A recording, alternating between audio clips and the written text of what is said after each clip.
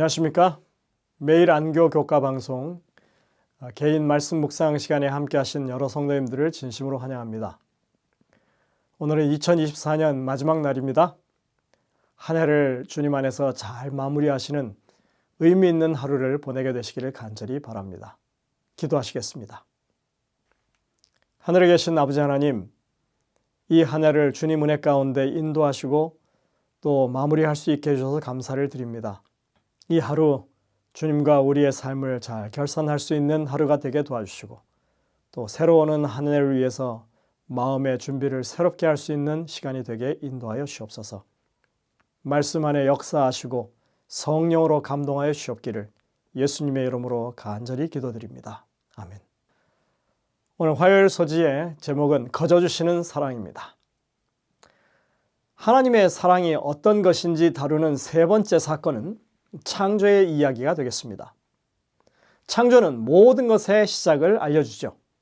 어쩌면 우리는 창조를 통해서 하나님의 사랑을 알 수 있게 될 것입니다.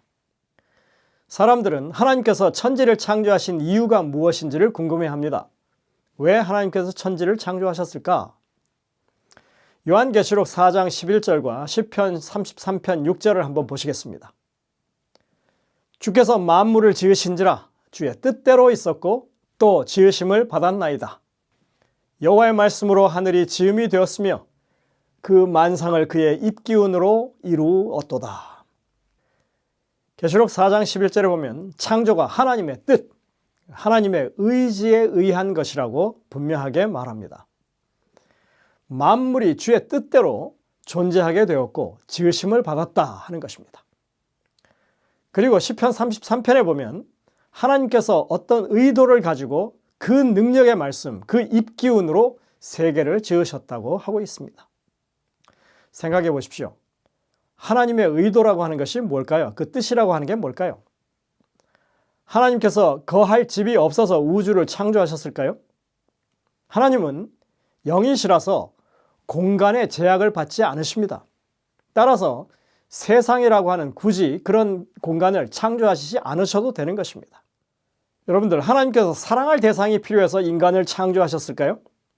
사실 우리는 하나님께 필요한 존재가 아닙니다. 하나님은 무언가 부족하거나 아쉬운 분이 아니시기 때문에 그렇습니다. 사도행전 17장 25절에 보면 무엇이 부족한 것처럼 사람의 손으로 섬김을 받으시는 분이 아니라고 말하고 있습니다. 창조는 하나님이 무언가 부족함을 느껴서 무언가 필요해서 그렇게 창조하신 것이 아닙니다. 그냥 하나님의 뜻이었다, 이렇게 성경은 말합니다. 요한복음 17장 24절에 보면 예수님께서 이렇게 말씀하십니다. 아버지께서 창세 전부터 나를 사랑하셨다. 세상이 존재하기 전에 이미 예수님은 성부 하나님, 성령 하나님과의 사랑으로 충분하셨던 분이십니다. 모세에게 나타난 하나님은 I am that I am, 나는 스스로 있는 존재라고 그렇게 밝히셨습니다. 그럼에도 불구하고 하나님은 천지를 창조하셨고 당신의 형상을 좇아서 인간을 만드셨습니다. 하나님이 의도하셨기 때문에 우리가 존재하는 것입니다. 존재 자체로 하나님의 뜻인 것입니다.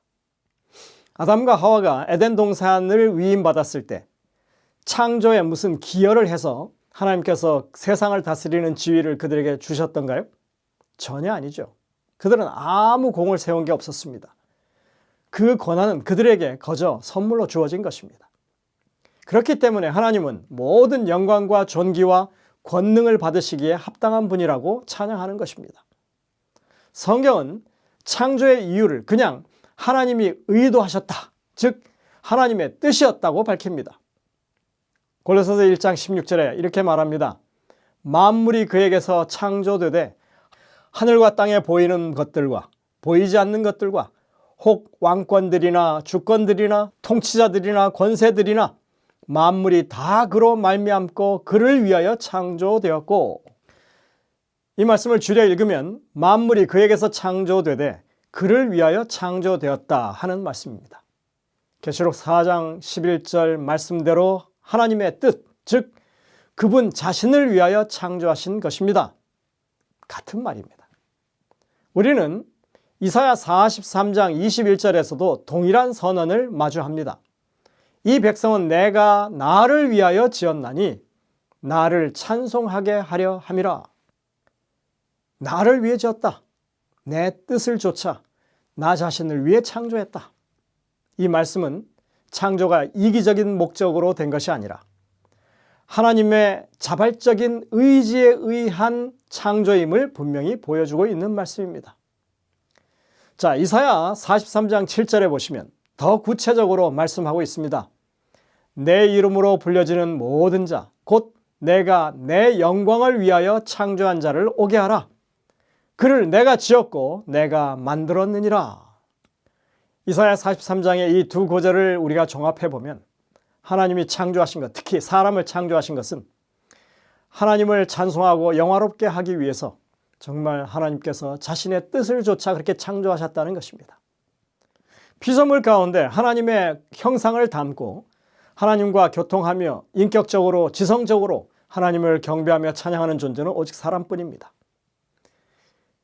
하나님께서 그런 존재를 기대하시면서 창조의 순간마다 사실은 보기에 좋았다. 이 말은 히브리어 thought인데 참 좋다. 그래서 기쁜 감정을 표현하는 그런 말씀입니다. 창조하시면서 하나님의 의도를 이루시는 일에 만족하시고 기뻐하셨다는 것입니다. 특히 여섯째 날 마지막으로 창조의 걸작인 사람을 창조하신 후에는 보기에 심히 좋았다라고 하십니다. 이것은 하나님의 기쁨이 배나 더한 것을 표현하고 있습니다. 우리는 우리의 존재 자체가 하나님의 의도이자 기쁨이라고 하는 것에 감사해야 합니다. 하나님은 우리를 온전한 사랑의 대상으로 만드셨고 우리에게 완전한 자유를 허락하셨습니다.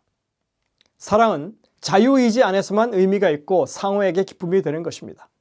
우리가 창조주 하나님께 자원해서 감사하고 찬양하며 영광을 돌리는 일은 하나님께서 가장 기뻐하시는 일입니다. 하나님이 왜 세상을 창조하셨고 사람을 창조하셨는가? 이것에 대한 가장 좋은 대답은 우리가 흔히 부르는 복음성가, 당신은 사랑받기 위해 태어난 사람이라고 하는 그 노래가 정답이라고 할 수 있습니다. 우리를 향하신 하나님의 뜻, 자원하여 베푸시는 사랑, 그것 이외에는 그 어떤 대답도 만족스러울 수 없을 것입니다. 하나님은 사랑이시기 때문에 세상을 창조하기로 선택하셨고 기꺼이 피조물들과 사랑의 관계를 맺으셨던 것입니다. 하나님은 당신의 풍성한 사랑 때문에 세상을 창조하셨습니다. 그러나 하나님은 심지어 인간이 에덴에서 범죄한 후에도 동일한 사랑으로 계속 사랑하십니다. 그리고 나아가 우리가 오늘날 여전히 죄를 짓는 그 순간에도 변함없이 우리 모든 사람을 기꺼이 사랑하시는 하나님이시라고 하는 것을 우리는 여기서 확신할 수 있습니다. 이 모든 내용을 종합적으로 담고 있는 귀한 말씀이 스바냐 3장에 나옵니다. 너희 하나님 여호와가 너희 가운데 계시니 그는 구원을 베푸실 전능자이시라. 그가 너로 말미암아 기쁨을 이기지 못하시며 너를 잠잠히 사랑하시며 너로 말미암아 즐거이 부르며 기뻐하시리라 하리라. 여러분들, 하나님이 기쁨을 겨워하지 못하시는 이 말씀은 온전한 의인들을 두고 하시는 말씀 아닙니다. 예루살렘이 패망한 이후에 남겨진 곤고하고 가난한 백성들, 소위 연약한 남은 자들을 두고 하시는 말씀입니다. 그들과 함께 하시는 하나님은 구원을 베푸시는 전능자이십니다. 그런데 그 하나님은 그들의 존재 자체가 기쁨이신 하나님이십니다. 백성을 바라보면 흥얼흥얼 노래가 절로 납니다. 기쁨에 겨워하십니다. 무슨 예쁜 짓 해서가 아닙니다. 못나고 연약하지만 사랑하시고 회복시키는 일이 기쁘시다는 것입니다. 이러한 하나님의 거저주시는 사랑은 창세 이전에도 그랬고 에덴 동산에서도 그랬습니다. 그 첫 부부가 범죄했을 때 그들은 생존권은 물론이고 하나님의 사랑을 받은 자격마저 잃어버렸지만 그러나 그 능력의 말씀으로 만물을 붙드시는 하나님께서 그 크신 사랑과 자비와 은혜로 아담과 하와의 삶을 지속시켜 주셨을 뿐만 아니라 사랑으로 그들과 자신과 다시 화목해 하는 길을 만드신 것입니다. 생각해 보면 그들처럼 우리도 하나님의 사랑을 받을 자격이 없는 사람들이고 결국 우리의 힘으로 어떤 사랑을 받을 수 없는 그런 사람들입니다. 그럼에도 우리를 사랑하셔서 살 길을 열어주시고 하나님과 화목하게 하는 기회를 주신 하나님이십니다. 그러니까 하나님은 처음부터 지금까지 영원토록 동일한 사랑으로, 변하지 않는 사랑으로 사람들을 대하고 계신다고 하는 것입니다. 구약 성경을 보면 하나님은 이스라엘의 거듭된 반역에도 불구하고 계속해서 그들에게 당신의 사랑을 거저 주셨습니다. 이것이 구약이 보여주는 하나님의 사랑입니다. 뿐만 아니라 우리는 신약 성경을 통해서도 그와 같은 하나님의 사랑을 확인합니다. 신약 성경은 우리가 여전히 죄인일 때, 우리가 연약할 때에도 변함없이 우리에게 한없는 구속의 사랑을 하나님께서 베풀어 주신다고 말하고 있습니다. 우리가 아직 연약할 때 그리스도께서 경건치 않은 자를 위해 죽으셨도다. 우리가 아직 죄인 되었을 때 그리스도께서 우리를 위하여 죽으심으로 하나님께서 우리에 대한 자기의 사랑을 확증하셨느니라. 이 일 때문에 예수님이 이 땅에 오셨습니다.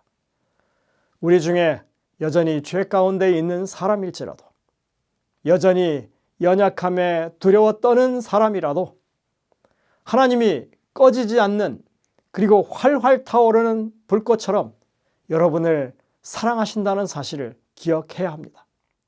이것이 성경이 밝히고 있는 창조로부터 이어지는 하나님의 사랑입니다. 창조는 우리에게 있어서 하나님의 사랑의 시작점입니다. 시작과 끝이 같으신 하나님이라고 했습니다. 영원히 변치 않는 하나님이십니다. 그래서 우리를 향한 그 사랑은 지금도 계속해서 우리를 향하고 있습니다. 영감의 교훈에 이렇게 말합니다. 무한한 구속의 대가. 그리스도께서는 접촉할 수 있는 범위에 있는 모든 사람에게 구원을 주시고자 오셨다. 갈보리의 십자가에서 그분은 잃어버린 세상을 위하여 무한한 구속의 대가를 지불하셨다. 그분의 극기와 자아희생, 그분의 이기심 없는 활동, 그분의 굴욕, 무엇보다도 그분의 생명을 내어주신 것은 타락한 인류를 위한 그분의 사랑의 깊이를 증거한다. 그분께서 세상에 오신 것은 잃어버린 자를 찾아 구원하기 위함이었다. 교회 증언 5권 603쪽입니다. 오늘 우리 주변에 있는 잃은 양이나 낙담한 영혼들이 있다면 여전히 구원의 길이 열려 있다고 하는 것을 여러분들 알려주게 되시길 바랍니다. 그들을 위해서 기도하시고 기별을 전하는 여러분 되시기를 간절히 바랍니다. 기도하시겠습니다. 하늘에 계신 아버지 하나님, 변함없는 우리를 향하신 그 사랑을 우리가 다시 한번 깨우치게 하시니 감사드립니다. 창조 이전부터, 창조 때, 타락했을 때, 그리고 인류의 모든 죄악의 역사 내내 하나님은 변치 않는 사랑으로 구원을 베풀고 계심을 우리가 기억하게 하시고, 아직도 구원의 길이 열려 있을 때 주님 앞으로 사람들이 돌아오고 우리가 그렇게 주님 앞에 가까이 나갈 수 있는 삶을 살게 인도하여 주옵기를 예수님의 이름으로 간절히 기도드립니다. 아멘.